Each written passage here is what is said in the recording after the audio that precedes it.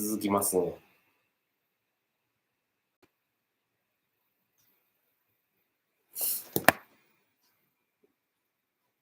あれ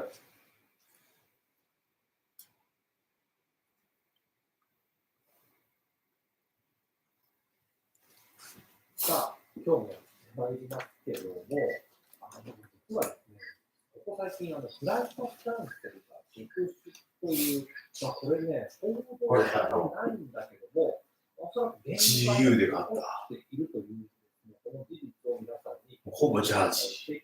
ジャージのスーツ。何やら、そうね。ここにだって紐ついて縛れるやん。ちょっとこのスタイルがいいかなと思って。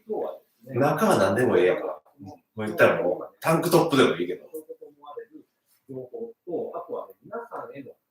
マシな格好でいい。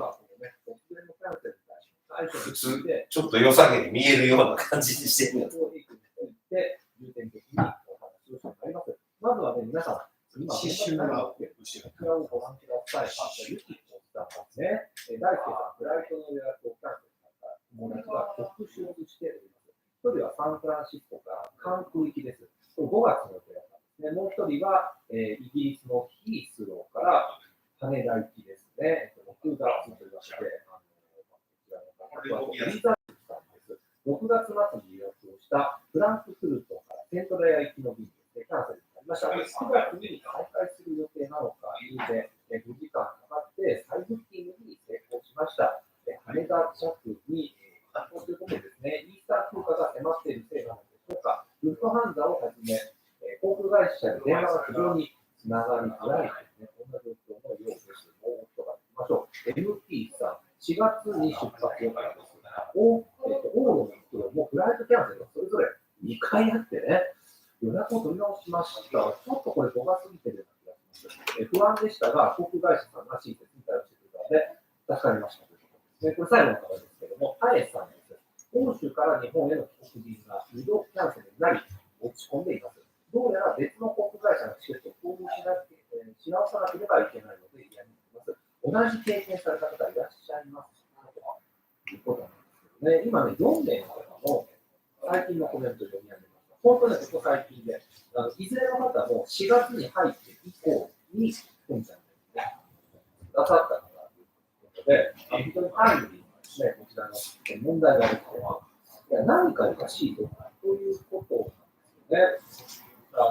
突然ですね、4月に入ってからになるのかな、このキャンセルしたいなというね、コメントが続出しているような気がするんですよね。この裏に何が隠れているのか、的なですね、実行に出さない方法について、特別にね、情報をいただきました。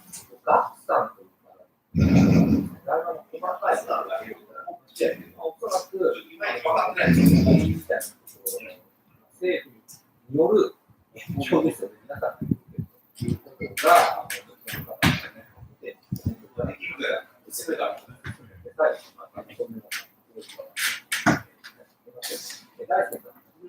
私は現在、アラブ首長国連邦アブダビに住むガッというものです。年に最初の日本と往来をして往復をしておる同僚も含めれば、会社内で数人が日本を行き来していますので、日本の出入国に関する最新情報がなっています。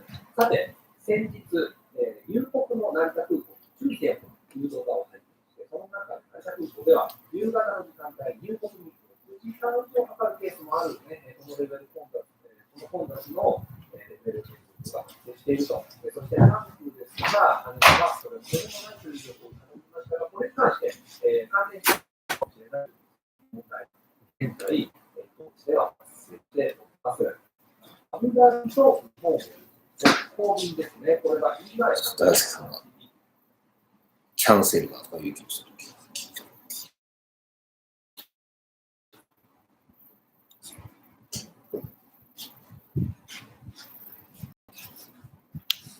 ライブってどうやって人集めるかやろね。人集める。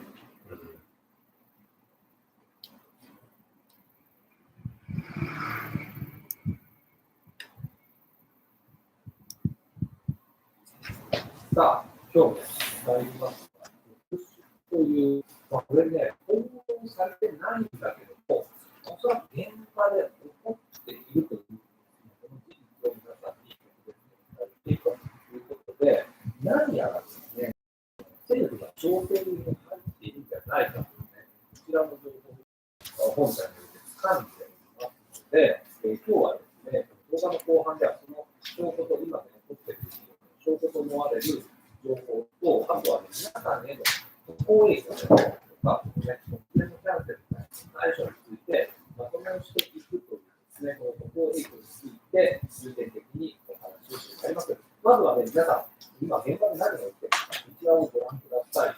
ユキコさんですね、大輔さん、フライトの予約をしたんですが、続出しています。一人はサンフランシスコから関空行きですが、5月のもう一人は、イギリスのキースから金大地ですね、通過してい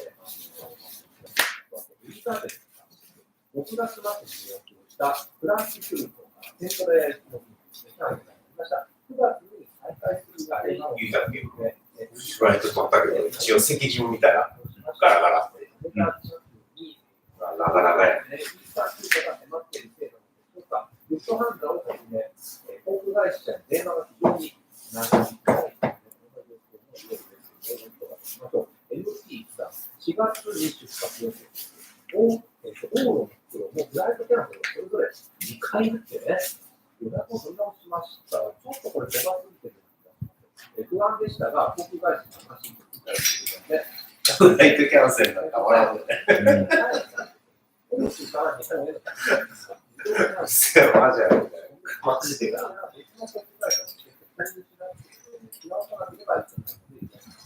今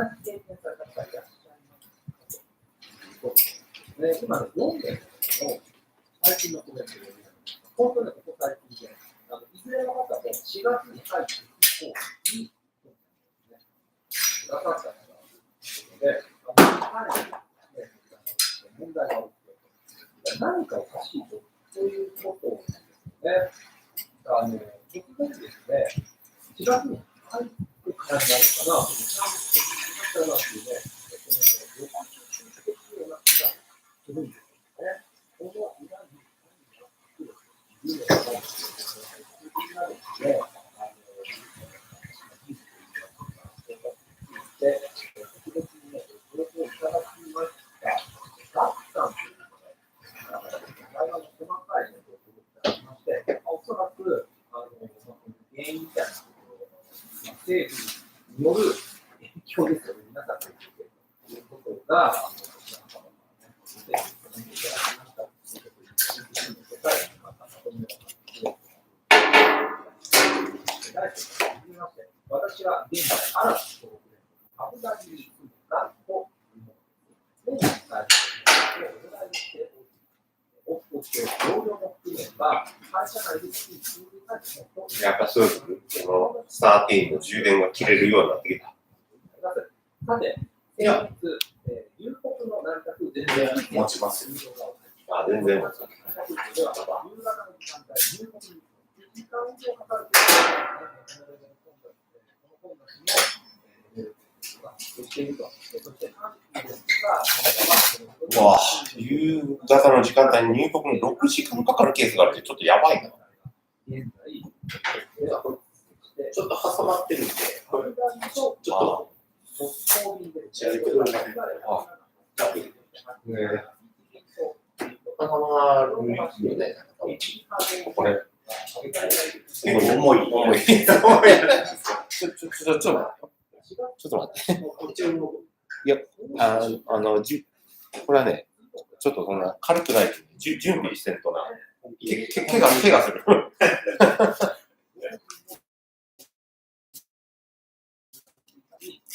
せめて手首は巻かんと、これ。ウォーミングアップなしやね。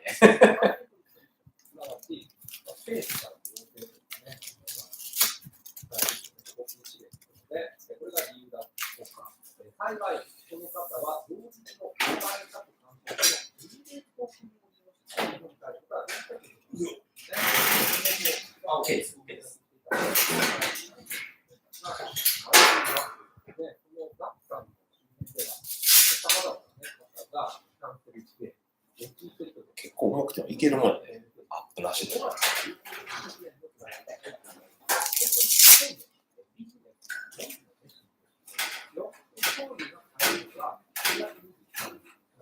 ビジネスクラスは買えるよと。そして、どうにコンビニのはずのフライトがですね、5月に入ったら、まあ、それはビジネスクラスは買えるわね。めっちゃ高いからね。アブダビから成田に向かう便ですよね。この長崎今の3倍ぐらい出しててね。アブダビから成田に航行にされる方が使う便です。日本フィリピンが18万とかするらしい。そして、木金日に成田からアブダビ18万すごいね。あれ、北米ぐらい。前の。が可能だということなんですね。まあ、このあたり、怪しいなというところなんですけれども、例えばですね、4月の6日は、臨調整理の日しかですね、表示されないのに、4月の7日発、1月の7日成田をね、飛び立つ場合なんですが、87、こちらはエコノミーもビジネスも購入が可能という状況なんです。87にこんなに安全な理由は考えられない、考えづらいですね。つまり、エキハド商品は安全がほとんどですね、からの状態ですね。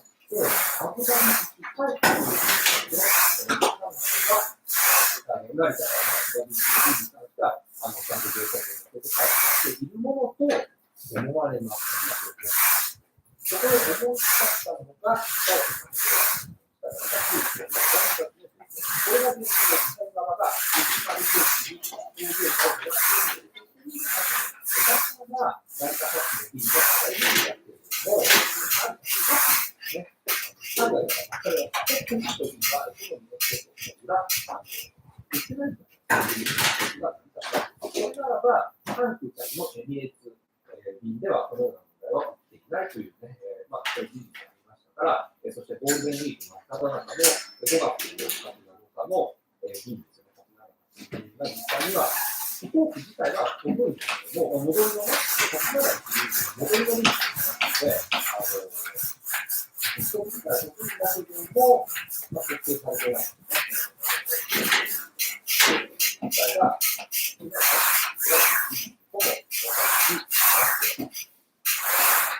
ほぼ到着確率の日本政府や成田空港が、エキハド航空は12月ですね、オミクロン株の流入に対するに年末年始ね、日本航空の今度の空港の出題とかになったから、150の件数でしたことがある。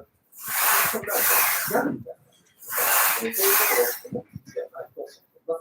あくまでもこの件はね、本当にいろんな理由があるのでは、他の航空会社でもこのようなことが起きるんですが、思って、ということで、非常にですね、ご丁寧な情報を示していただきました。ガクさん、ありがとうございます。こちらのですね、ガクさんに関しては、こちらね、エキハド航空リスク怖いので、成田空港リスクになったみたいなね、ほとんどね、他の航空会社が持ってないかみたいなことを、ご自身のブログ記事にまとめていましたのでね、こちらにはですね、写真付きで、今日解説したことがですね、述べたことが載ってますので、もしよろしければ、概要欄のリンクを、ブログ記事にね、リンクを貼らせてもらいますので、参考になられてください。10倍で150万以上ついて。過去じゃないということなんですけども、ありましたよね、過去にもこういうこと。12月ですね、国際線新規予約の一律停止で、12月の昨日、一律停止、日本人が得する便もですね、新規予約しないんだという、強行策に出て、もうこれめちゃくちゃ不評でね、確かこの時1日で取り替えたんですよ。で、その時の取り替えの時の NHK の記事が残ってますので、紹介しますけれども、日本政府はですね、まあ、こんなことになっちゃってるのが、ね、岸田さんの、一応ね、このことは多分しなかったんだとか言ってはいましたけれども、国交省の現場が中心になってね、航空会社、エアラインに通達を出して、トラブルというか、混乱が生じていた、過去にもありましたので、今回、またね、これほど、ね、大きなものではないにせよ、これに近いことが起きていても、おかしくはないんじゃないかということで、直近のこの国交省との各エアラインのやり取りが、長官で報道されていたんですけど、その実態も合致するというですね、今回皆さんに、キャンセルの状況と、その報道から合致するですね、報道が国交で確認できますので、ちょっとご紹介します。入国者数、4月の10日以降、引き上げを行うんですね、国交省です。この月自体は、4月の10日からですね、海外からの到着便ですね、搭乗客の引き上げを各エアラインに要請をしている。逆に増やしていくということが、このですね、日本政府の日程方針に基づいて、4月の10日以降に到着便の国内の航空会社に1週間あたり1万7500円以下に伝えてくださいと。海外のエアラインには1便あたり120から140円以下を要求するということなんですね。この4月の4日の前後に、皆さんからね、この人がいきなりキャンセルがね、入りましたから、これがですね、偶然のものなのか、何なのか。で、おそらくですね、過去の出来事などを踏まえると、ジャニーズであったり、ANA であったり、日系のエアラインですね、国交省との関係性がすべてなんです。国交省の中で、守ってますの中で、運営してますよという、こういう姿勢なわけですので、そんなにチャレンジなことはされないんですけど、日系のエアラインですね、そうじゃない可能性があるのではないですね。要するに、皆さんにですね、チケットをガンガン売ってしまうということで、こういう自体は過去から見るしい状態なんだけども、日本に育てたら割とラッキーみたいな感じなんだけども、厳しいままであれば、日本政府が厳しいままであれば、厳しかった面もされてらっしゃるということが、あるんじゃないかという。これはあくまで僕がいいんですけど、絶対こうだということではないんですが、ただね、皆さんで、4月以降に、皆さんからのこういう傾向があるというのを、ここで言うふうに、もう、4月の4日、国交省が各エアラインに言ってくださっているから、全部ですね、実は独自しているということを、どう理解していくか、ぐらいね、なるかもしれません。ということで、書いてるからね、もし、自分自身に発生したら、皆さんにも、自分に一人じゃないですので、この場合はですね、冷静に、した手続きが必要だから、便を変更するということですね。購入するものを使う。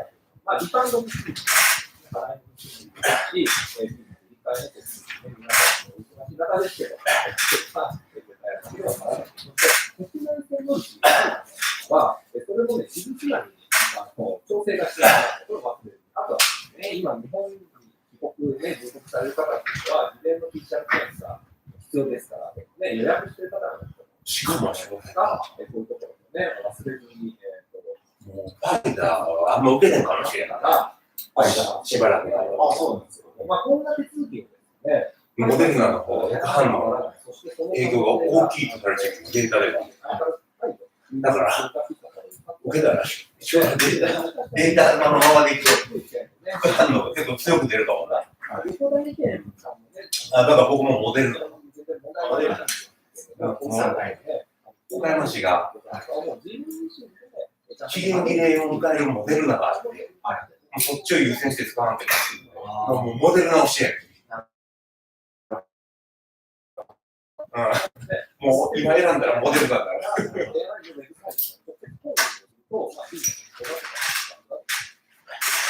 適当で受けるよ。そうです。企業に行ったら、もうそのウォークインで行ける券持っとったら。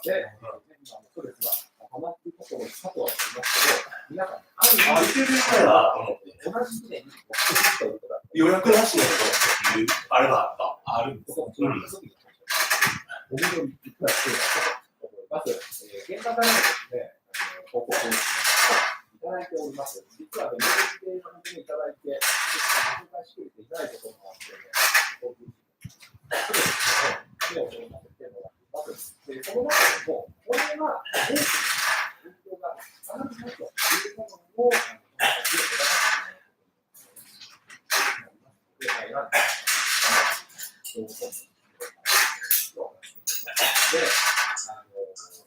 そういうことになったんですけれども、皆さんからの生で、現場で一体何が起きているんだという、報道ではないようなこともすでにお話ししておりますので、概要欄ですね、概要欄というか、このチャンネルの概要欄メアドからご覧いただくことができますので、あとは、動画のコメント欄でも入っています。で、方の情報をもらえると嬉しいなと思います。はい、という感じで、今日はですね、突然のフライトキャンセルがどうやら続出していて、このね、一応入国者数の拡大とは言いますけれども、4月、そしてね、5月とか6月のブッキングをされている方も、どうやらキャンセルの影響を煽りを感じているということのようですので、またぜひ、それで、ご経験していただきたい。はい、それでは皆さん、おはようございます。おはようございます。お願いします。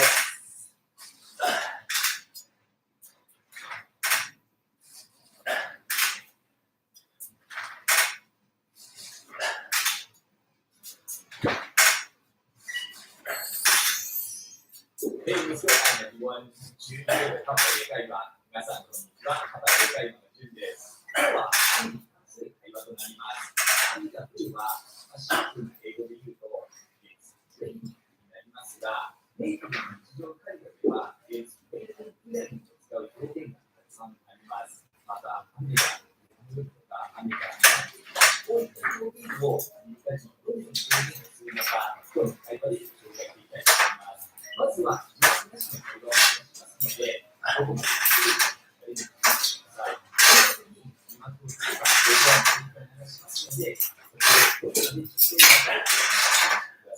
Alright guys, ready to do this?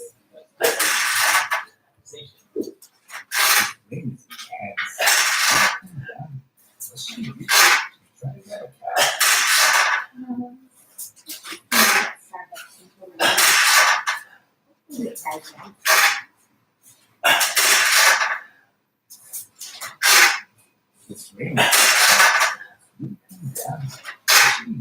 She's trying to grab it. No, it's just me that Starbucks until the room. What could it guys want? It's intense. It's raining. It's intense. One is doing it. So makes me go, oh, it's not that.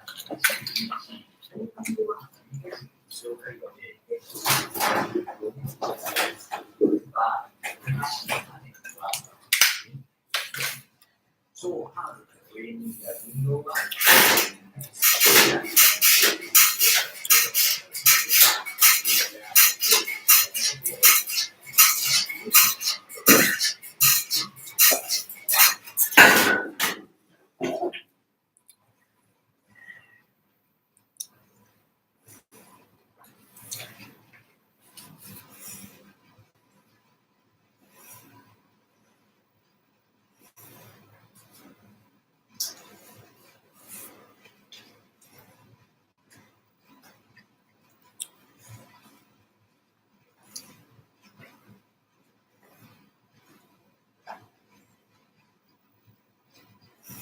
あ、この人の、人の話を聞かないんですよ、この話を。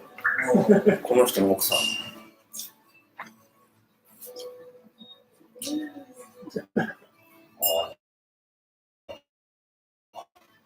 典型的な超美人の奥さん。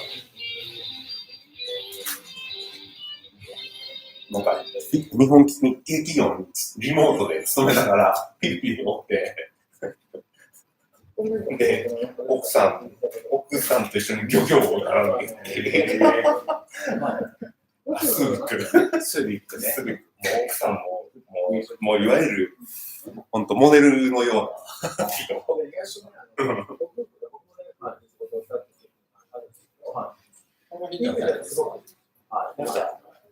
フィリピン系ユーチューバー、作権理事長、水をきれいにする事業を。ああ、なんか言ってました。あ、本当ですか。あれなんですけど、まあ僕の話と関係ないんですけど、まあ他に喧嘩することがよくあるんですけど、彼女はですね、人の話を聞かないんですよ、そうなんですよ。自分に聞かなくてですね、なぜかというと、彼女ずっと見てるんですよ。僕は、これこうだよねとかって聞くんですけど、4回ぐらい聞くんですよ。そうすると、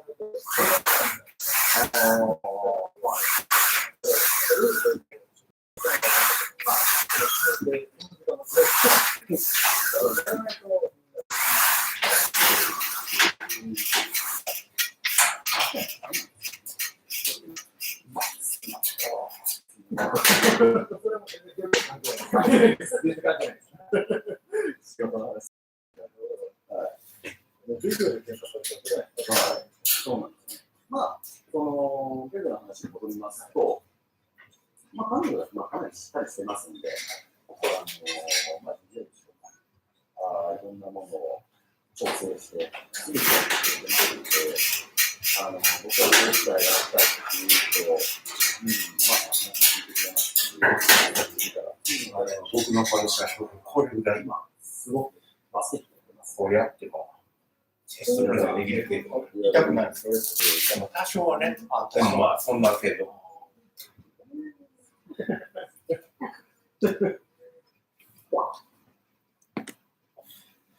何それいいのと思いますね。そうなんですよ。結構ね、ドリブって育てるの違いますから、はい。かなりアングレードな感じがします。そうですね。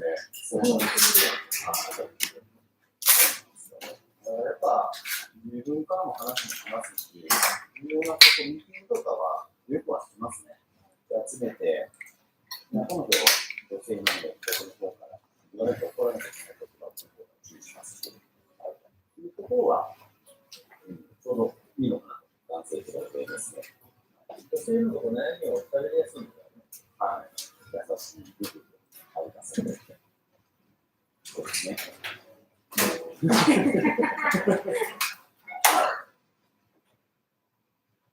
今後のこういうふうにしていきたいなと。そうですね、一応予定としては、まあ、もう本当に11月に始めたばっかりなので、まあ、できる期間が平均なんですよ。なので、今度、6月に始めたんですけど、それも2、3ヶ月休めば使うようなこのランバックがあるスタイルなんですね。で、まあ、結局、網が出ますから、台風が来たら、大変なことになりますので、網が持ってらっしゃいますと。なので、その時期は安い分布が、今シーズンですね。まずは、普通に暮らす東京。はい。そうですね。月曜の早朝で、火曜のベースができてくる。昼過ぎに帰ってくる。そのまでにいろいろ解決しなきゃいけないということが、まずいろいろありますし、それを、岡田さんが、そうなんですよ。はい。そうなんです。誰紹介してくれるんですか。 2、3ヶ月間はバケーションですもうね。行く決まってる。はい。それだけこれだとなれば、そうなんですよね。バケーションも楽しみです。そういうことでございます。で、まずは網は一つなんですけども、完成すれば2つのは2つに出ますので、そうですね。増やしていって、そのやっぱり大きい魚が完璧に取れるようになったには、何をちょっと魚を別にできるようにしていくのが、はい。そうなんですよね。で、小さい話になりませんから。はい。皆さん多分求めているのは、ツナとか、サワラとか、そういった大きい食料がスーパーの売れて、そうですね。その方がいいと思います。はい。なので、魚を取った後の処理の仕方とか、そういったものをこれから授業に教えていって、で、網を引き出していくと同時にですね、それを教えていって、ちょっと何々新鮮な魚が、それが戻としてあるいい状態の魚がレストランですとか、日本料理屋さんとかに買っていただけるように頑張っていきたいと思います。新鮮なのはぜひ欲しいですね。そうですね。昨日の写真も美味しかったですけど、美味しかったですか。ありがとうございます。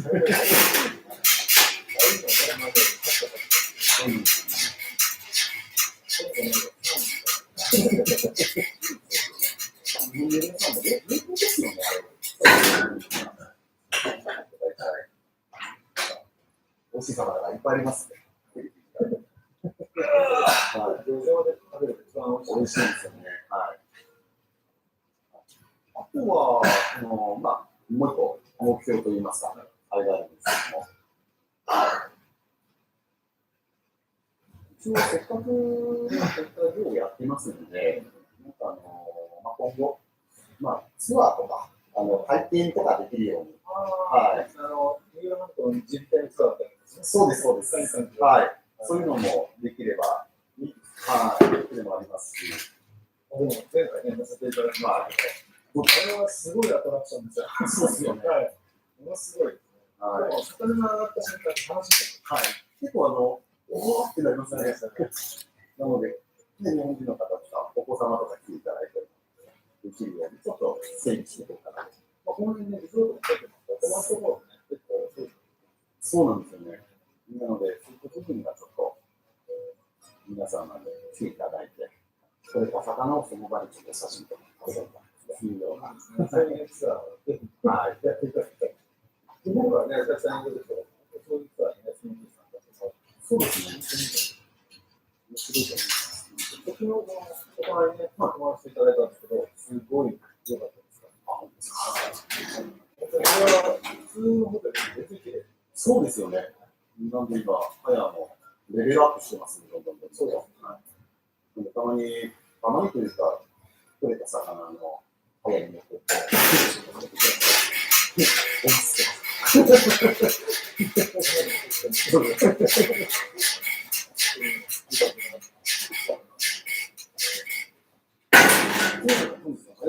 ありがとうございました。孫杯フィリピンでも、タクちゃんのチャンネルが、鈴木ビーチリゾート、横市、覚えてない。すぐ行くのあたりにあるやつ。僕らは泊まってないけど、鈴木ビーチリゾートを経営しようと。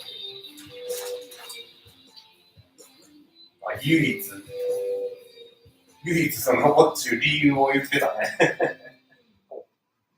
すぐ行くに。要は日本人がもうほとんどの人が失敗するけど、なんで成功したか、なんでこう続けれてるかっていう理由を言ってたね。あ、なんだ。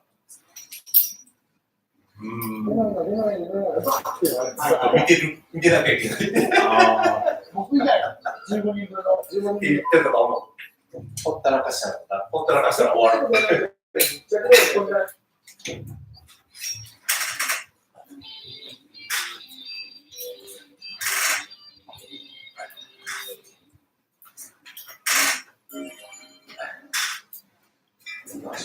に入らないところがね。シャワー室とトイレで、僕ね、どうしてもやったらトイレはトイレ。シャワーはシャワーで、同室になるっていうのはどうしても。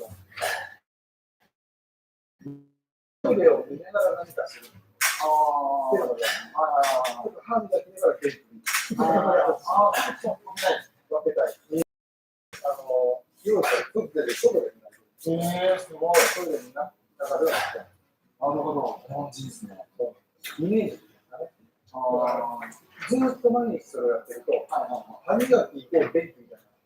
脳ってそういうふうに逆に便器みたいたら春だったんですけど、まあ、なんかこう、あれがあるじゃないですか。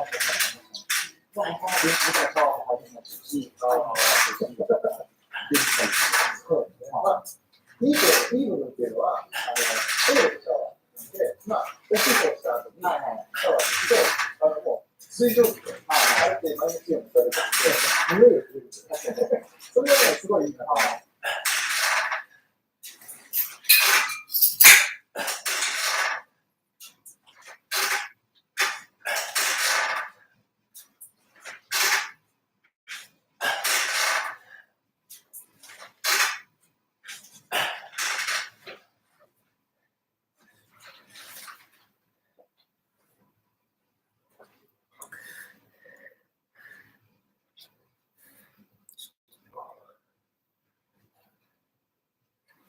アキラ先輩は動画出してないのかな。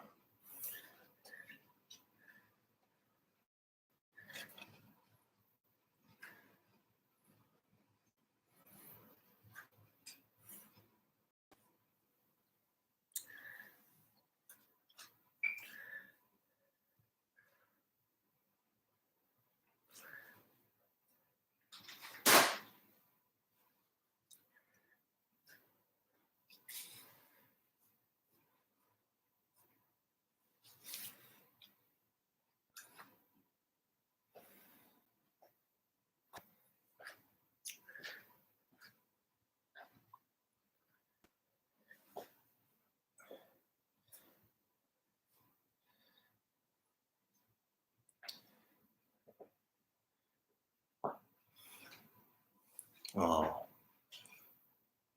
階段演技が。階段演技が。KTV っていうか、JTB やるんですよ。俺はジャパニーズ KTV か。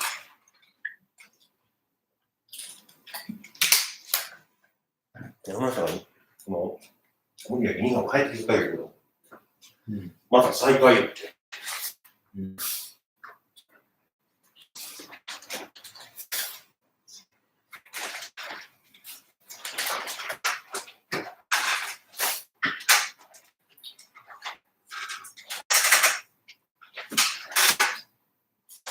アキラ先輩とかも会ってみたいけど、ちょっと会っても理由はあんまりないなっていう。なんか、アキラ先輩的にコンテンツで使えるけど、僕的にはコンテンツに何も使えるっていう、そういう、ただただ会ってそれだけっていう。使えんよね、コンテンツとしてこちら側は。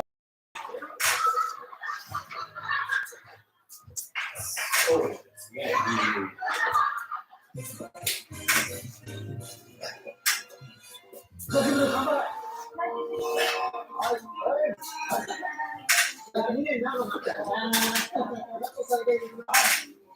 本当に久しぶり。お久しぶり。ちゃんもや、久しぶり。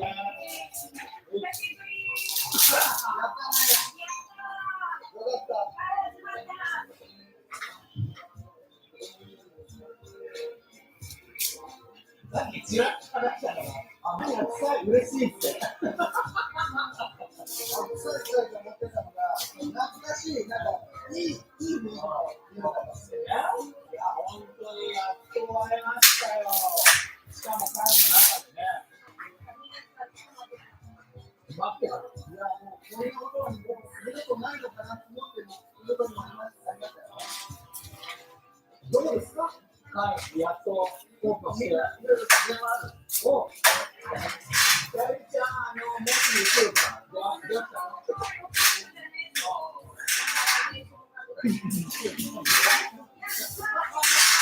どうだったの？元気だった？2年間。何してんの？どんな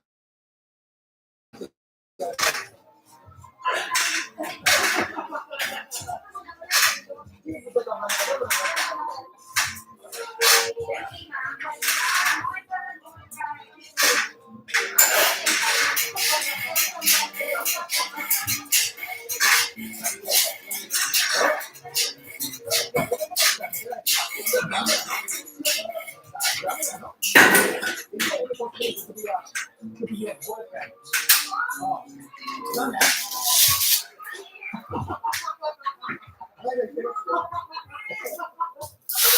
友達だけあ、でも違うでしょ。あれ友達だけど、あとで、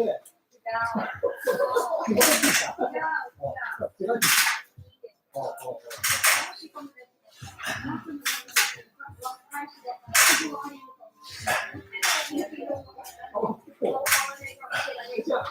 友達になる、彼氏になる、また友達になる。名前の彼氏になる。ない。こういう仕事しててないって言ったらダメなんだよ。まさか教えないの。ダメって言っちゃダメなんだよ。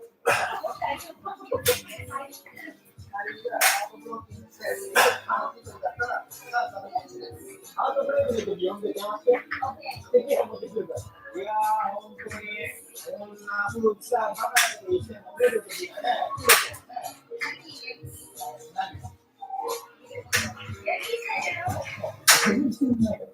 びっくりするわ。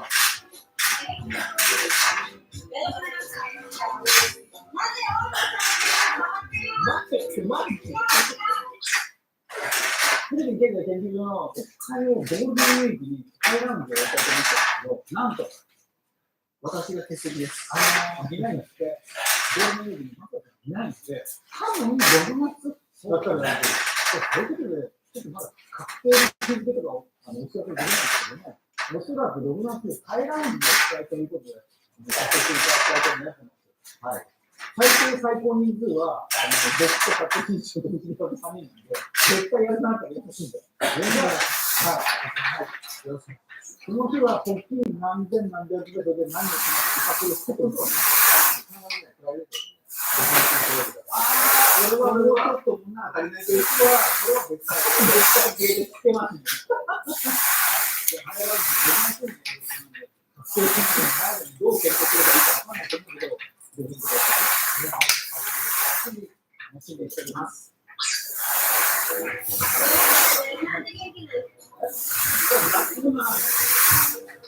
こんなのない。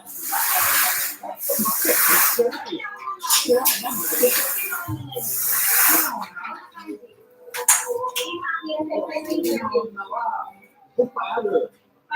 顔いい。ちょっとスリム好き。話が面白い。贅沢ななんてことか。みんなできたら、まあ一緒にやったら YouTube みんな。レスリー、それからローズとかさ。聞いてた。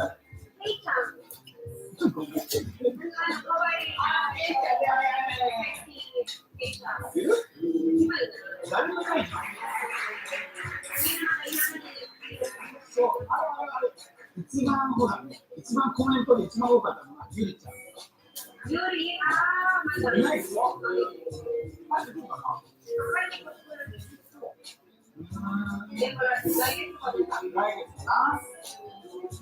って。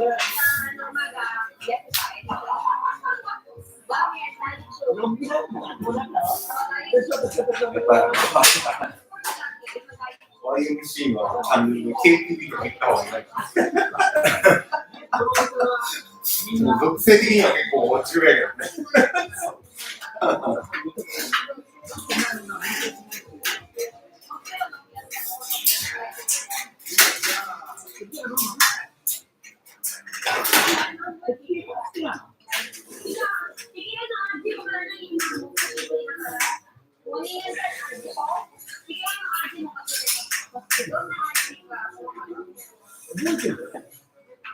あなたがタイのナンバーワンですって言ってインタビューしたの覚えてる？またナンバーワンになる？どういう気持ち？またナンバーワンになるぞって思うの？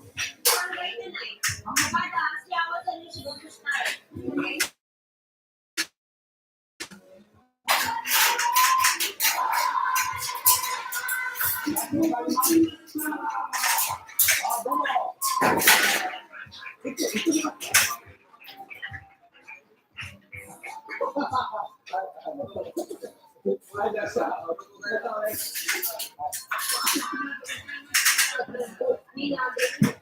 ンディングループ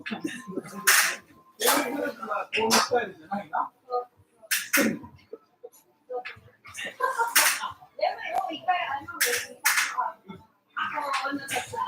あ、女の子で。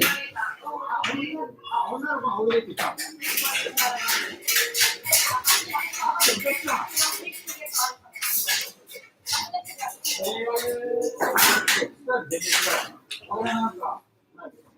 オーテンティックスタイル。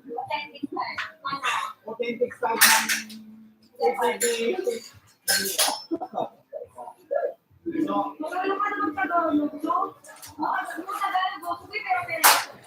15年本当に綺麗になった。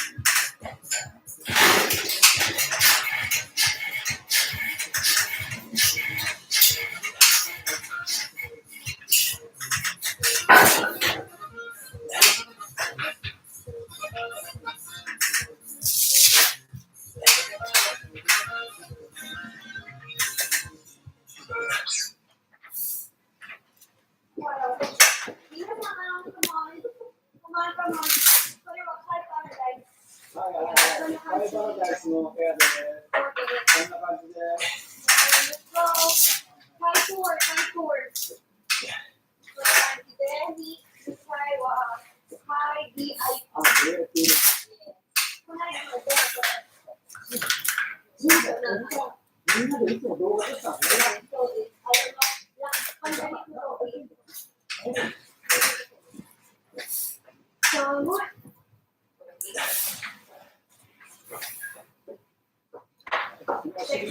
うん。でもあれやね。この今まで撮ってる動画はさ、真面目でね、刺激が足らないんだね。はい。それも分かってるけど、やっぱり、こういう女の子のおる店での場面の映像があれば、はい、正直な話、それを期待して来るだろう。わかる。さあ、ここに、つまりここに参加したら、後で夜はここへいうところに行くわけやんという連想がみんな容易に働くんじゃないかと。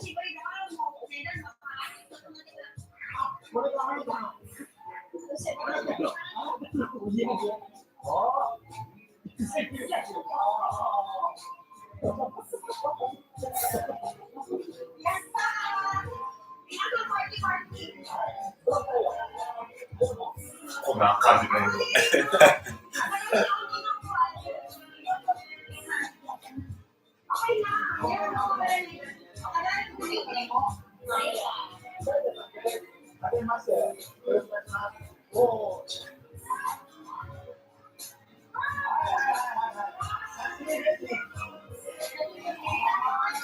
大したわかんないフィリピンパブなんだけど、こういう映画が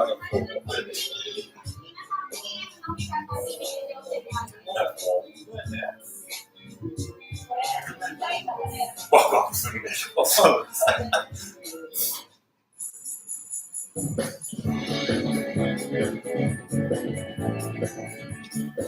酒提供。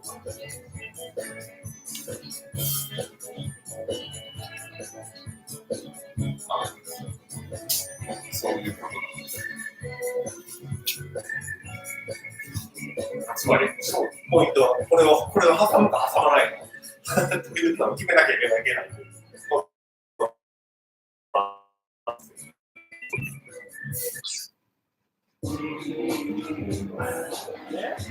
どうですかね。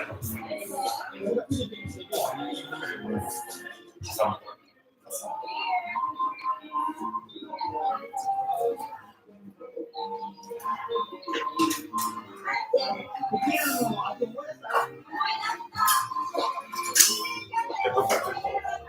ディを撮っていいのか歩いて探さない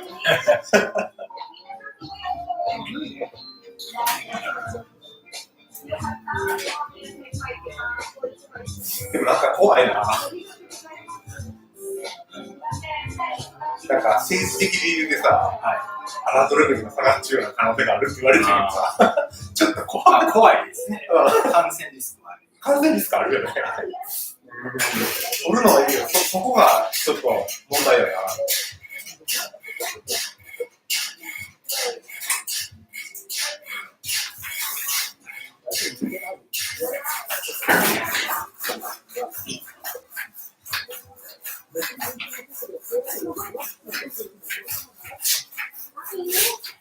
あんなとこ行ったらさ、女の子は近いしさ、そんな飛沫は飛んどるわね。飛沫ってるでしょ。ね、しかも要求してお互い。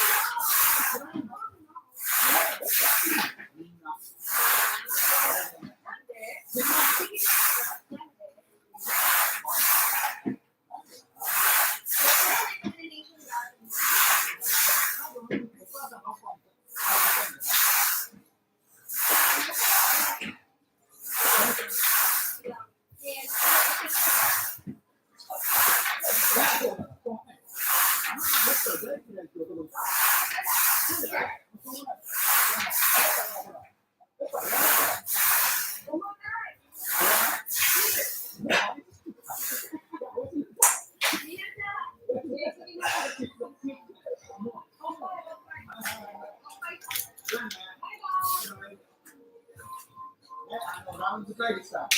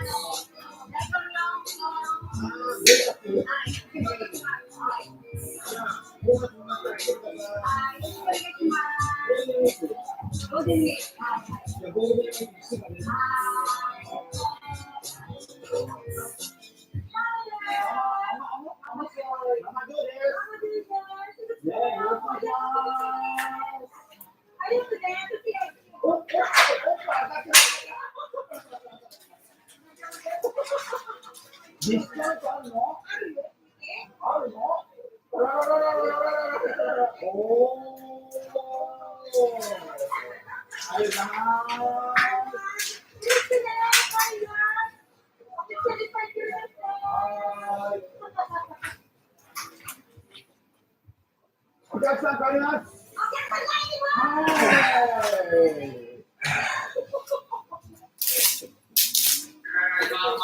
はい。はい。お疲れ様です。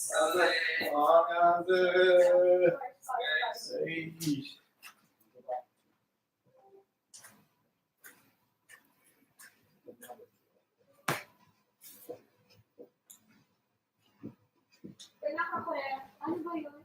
Hindi na kayo ito. Naka-image. お、これがね。 Oo. これがね。 Ganyan, tunay ko dito. おお、 Kasi tunay stop ko. こんなのあったの。まあ、じゃあこれで終わりにしましょうか。Okay. じゃあ今日はこんな感じで、Yeah. マニアの会から失礼いたします。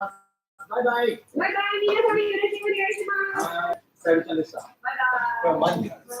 マニラなんだよ。そうだ。だから、青のが入るっていう話。で、あと、まあ、一応共通点で言ったら、彼は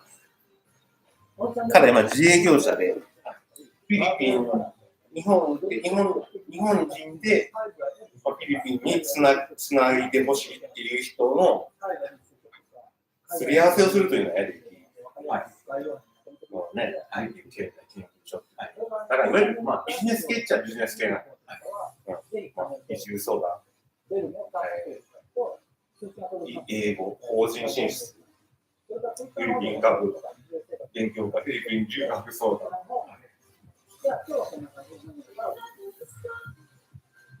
こういうのの、まあ、このつないでくれたりするんですか。人を。まあ、人つないでくれたりするとか。フィリピン人 YouTuber を紹介してくれるんですか。ああ、そういうのはあるんですか。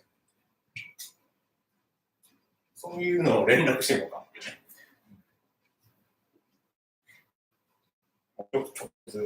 連絡できるのこれ。はい、お疲れ様です。今日はですね、ガンバレッシュのボトナスシーというところの、そういう町にある海辺のですね、ちょっとした高級リゾートにしております。はい。海外のにありたとですね、一芸さんとバッテリーと遊びに来たの以外も、置いていただいてしまったので、彼は多分ね、すでにマニュアルに高級リゾートを組んだまあ、しょうがないので、ぜひ帰りたいと思います。マニュアルまでおよそ200キロし、Google マップで確認したところ、199キロありました。マニュアルになって200キロ、人はいつ帰れるのか、そういう検証をしたいと思います。ご覧いただいていると思うんですけども、素晴らしい。リゾートホテルですよ。ね、ビア形式で、個室が、まあ、トントントントンと使ってて、中に小道が通っているというホテルです。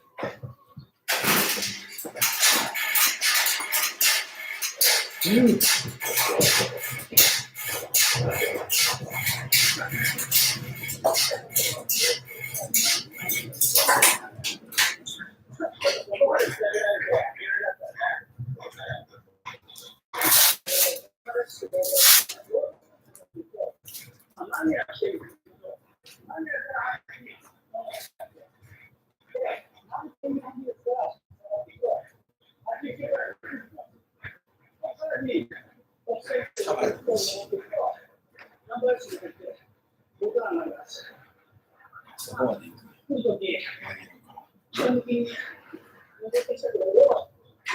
よし、もうメールしてやった。とりあえずメールしてよ。もうしかない。どっからマニラからアンケベス行って、スービック行って、さらに北西に。ああ、駅ぐらい。はい。近い。35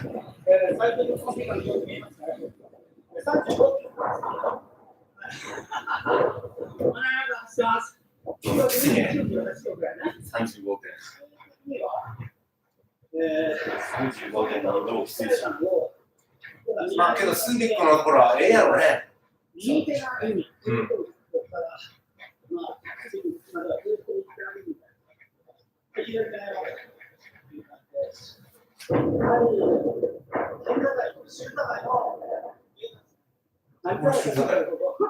まあ、一個、水道がごめんなさい。ね、アキラ先輩は今投稿してくれる、投稿してくる人に、投稿してくる人のネタとして間やろうからね。彼からは OK とは出ると思うけど、紹介してくれないのは、紹介できるできないですし。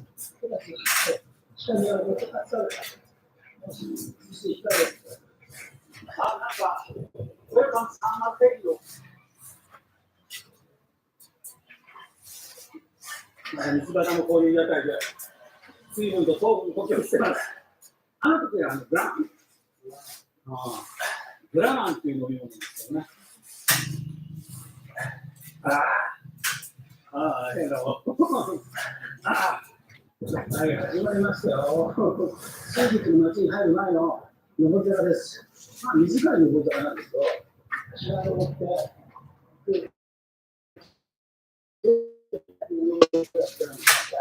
ちょっと赤くなってきた中ね、神戸に一人で登るなんて最高なんですよ。自分の呼吸することがそうですね。まあ、今日は炎天下、いいな、登ってますよ。炎天下なんでちょっとゆっくりゆっくり。炎天下走ってるのすげえな、これなんですけど、コアな登りだと思ってるぞ。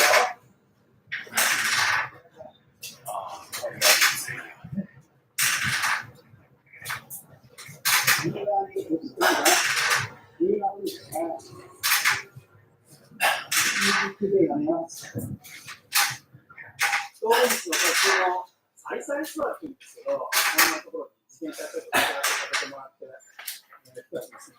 それはこの水形に何でもあるんですよ。食べ物屋もあったり、ね、メキシコで食べ物やってたりとか、ペンギンの雑貨やったりするんで、気軽に立ち寄って、ほら、セブンイレブンとかだとね、駐車場に自転車止めて、中入ってないのに、ガラガラガラガラとか、ないとか、実際なんで、目の前にこう、出てきます。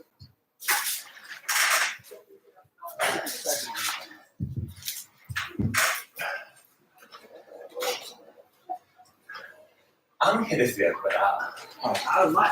昼間やったら自転車の方が早いやろね。ああ、そうかもしれないですね。渋滞がなくて。もう3時間ぐらいかかるやんか、平気で。かかりますね。60キロぐらいしかないんでね、実際は。自転車の方が早いかもしれない。倉敷行って帰るぐらいです。倉敷行って帰るよりかはちょっと遠いかもしれない。遠いですか。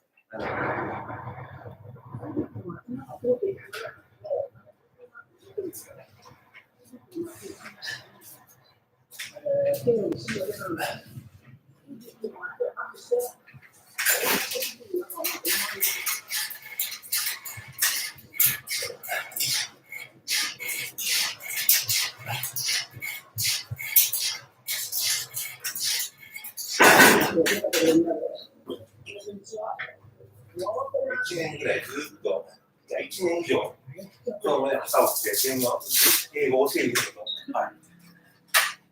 ちょっとずつよくなってきて、頑張って帰ったって感じで、でね、小6で英検3級あ、すごいですね。問題超簡単やけど、これで3級って感じやけど、あ、そうですね。いやけど3級って僕らで言ったら中3レベルやね。そうですね。なかなか先へ行けちるなという感じで。What's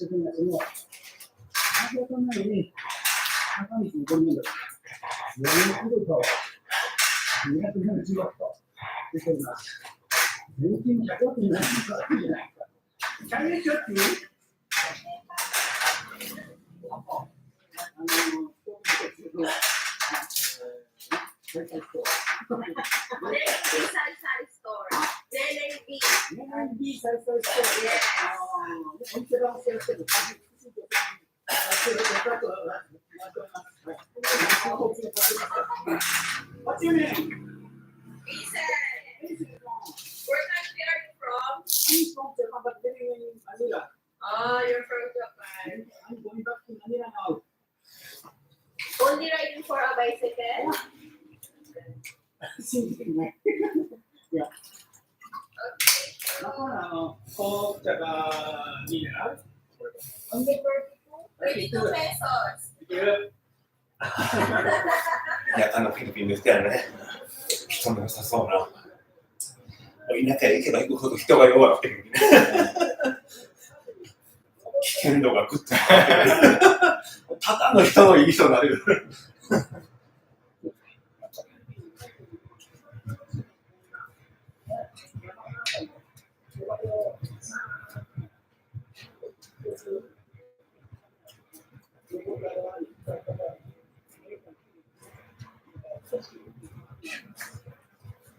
今までは8時半、フィリピンは7時半か。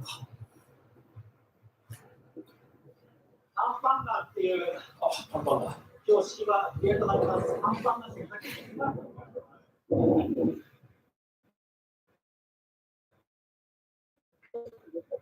いいですね。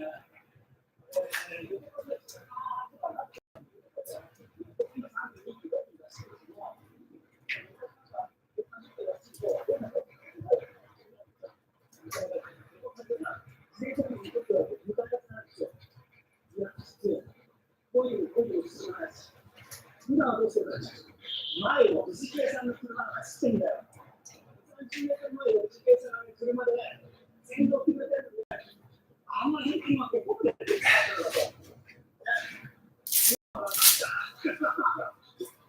今日は藤木屋さんの車なんかめっちゃ来て、前を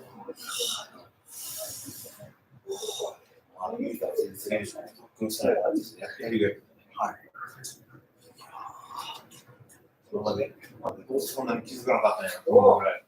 もう隠してたんやろね。今これココナッツの実を切ってもらってます。めちゃめちゃヘボい。これね、郊外の道端のね、こんなね、屋台っていうか、夏のテントが出てて、ココナッツがいるんですけど、連休はかなり器用、もともとがかなり器用な方の属性の人がやるわけだ。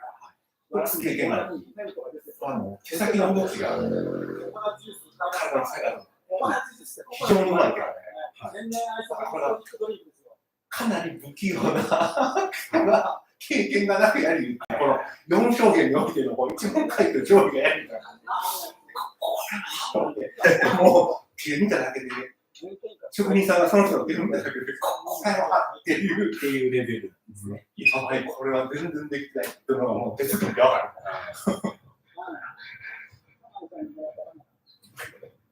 やばいレベルですね。いやー、これ、なかなか先が長いかなって感じがするね。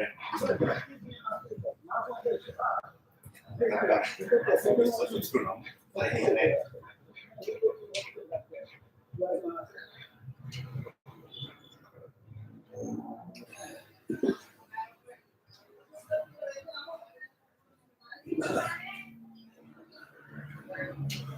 サイトインコンピューターに投資家が2000を大幅に超えたので、名刺を送ってしました。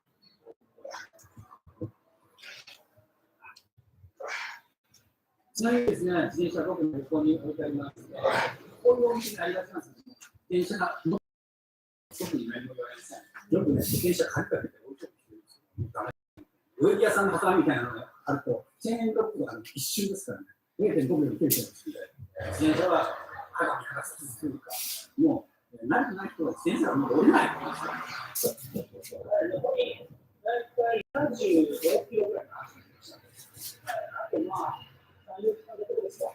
沖縄、ウォーターメロン、ウィンターメロン、タロ、ストロベリー、ストロベリー。ああ、並んだ。Hello. ファッションフルーツもある。ファッションフルーツもあるけど、本当に。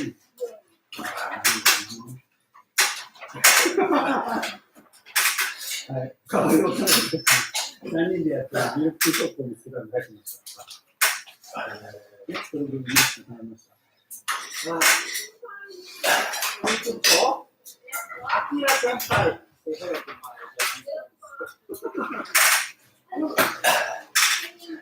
Angel and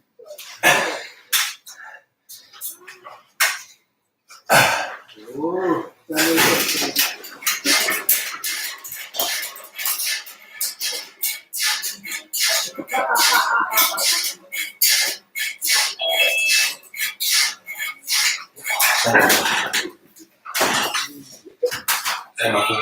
おはようございます。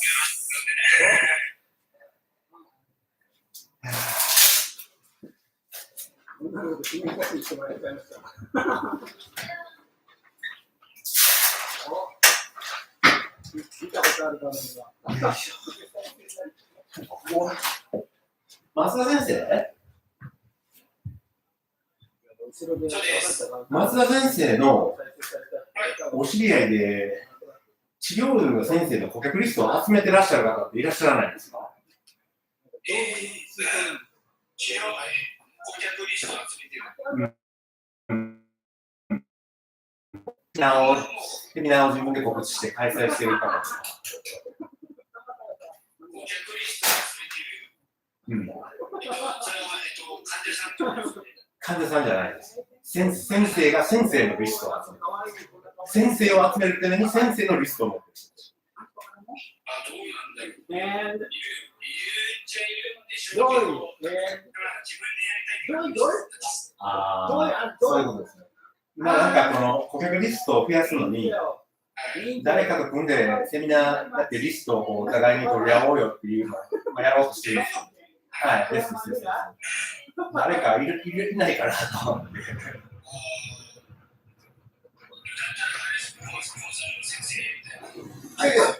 全然。だって、振り付けの先生も自分がセミナー開催したかったらリスト持ってこないと開催できないですよ。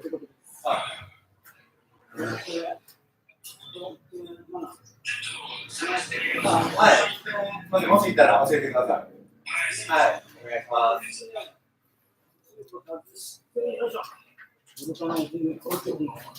目の前でパンツさんの絵になって、それぐらいしてもらうようになったら、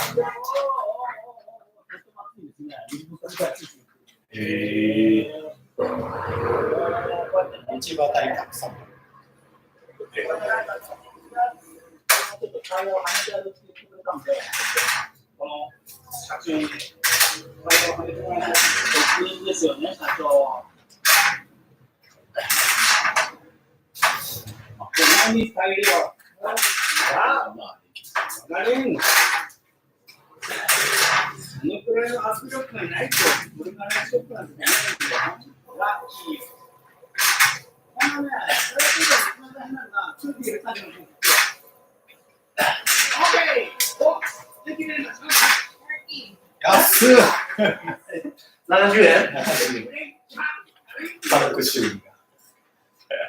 いや、マジかよ。この作業全部で30ペソだって、強烈、何ですかこの人は。オリパシオブルカナイズショップ。めっちゃ、だから俺って非常に役に立つ短期修理をすることができました。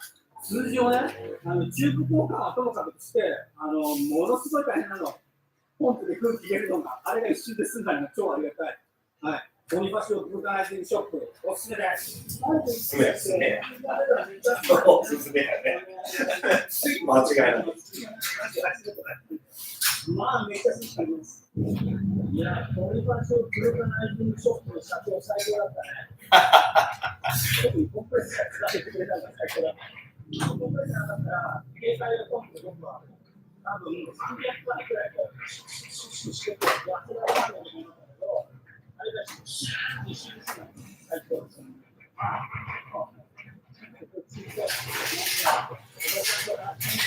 後ろにね、ブラッカーに書いてる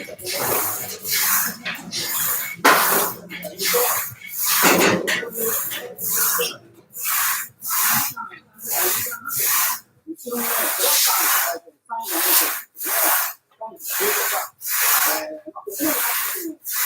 ここに入ってるの、今度前なんですけど、あと、どういうこと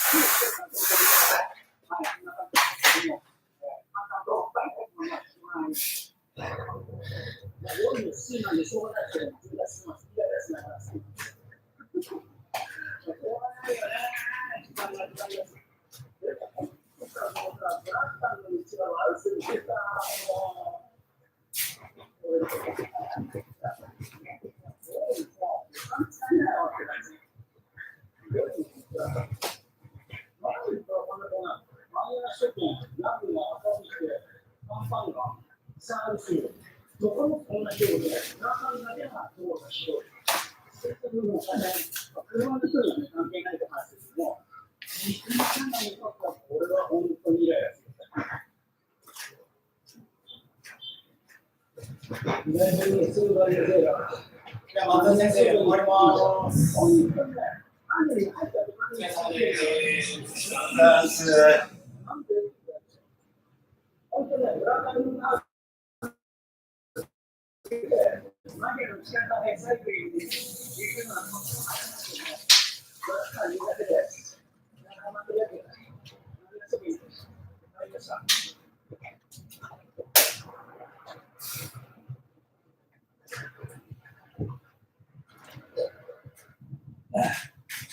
今ちょっと仕新聞この速度。